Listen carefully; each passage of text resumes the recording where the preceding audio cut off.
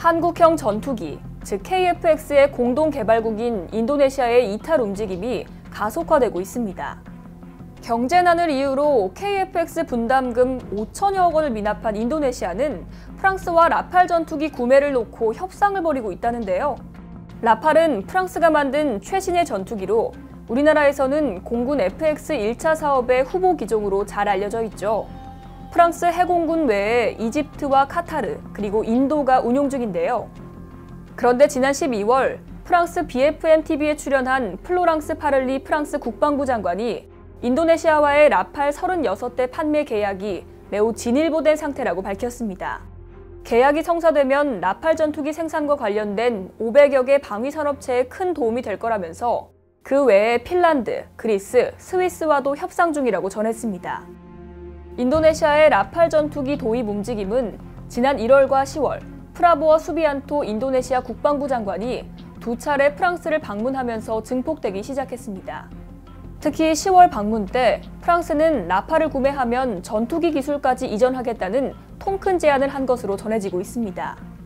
인도네시아는 현재 최신의 전투기가 급히 필요한 상황인데요. 중국과 영유권 마찰을 빚고 있는 남중국해의 인도네시아 영해에서 문제가 발생했을 때 바로 출격할 전투기가 없기 때문입니다.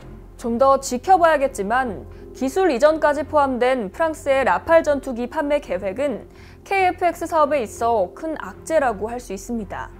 KF-X 역시 라팔처럼 스텔스 기능이 없는 4.5세대 전투기로 분류되는데요.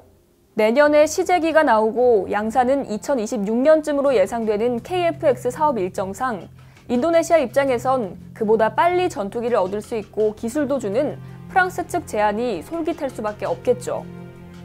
인도네시아는 우리나라의 중요한 방산 수출국입니다. 그동안 TOC 훈련기나 대우조선 해양의 잠수함 등 모두 3조 원에 가까운 수출 성과를 거뒀는데요. 특히 잠수함 수출이 큰 역할을 했습니다. 대우조선 해양이 2011년 3척의 잠수함을 수출했고 지난해에는 추가로 3척을 판매하기로 계약을 맺었습니다.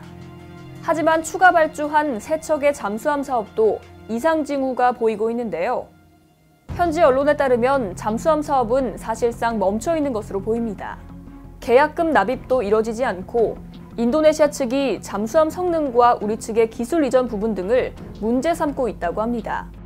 여기에 더해 이 기회를 노리고 프랑스의 나발그룹이 인도네시아에 접촉해 스코르펜 잠수함을 수출하기 위한 협의를 진행 중이라고 전해졌는데요. 이 때문에 방위산업 관계자들 사이에서는 우리나라와 인도네시아 간 방산 협력에 큰 위기가 온 게 아니냐는 얘기가 나오고 있습니다. 우리나라와 인도네시아는 지난 2017년 문재인 대통령의 인도네시아 국빈 방문을 계기로 양국 관계를 특별 전략적 동반자 관계로 격상하기로 합의한 바 있습니다. 특별을 추가한 건 방산 분야 협력을 증진시키는 등 외교와 국방에 관련된 민감한 사안도 긴밀히 협력하겠다는 의미를 강조한 건데요. 이러한 의미를 인도네시아 정부가 다시 한번 살펴봤으면 하는 바람을 가져봅니다. 이상 KD펜스였습니다.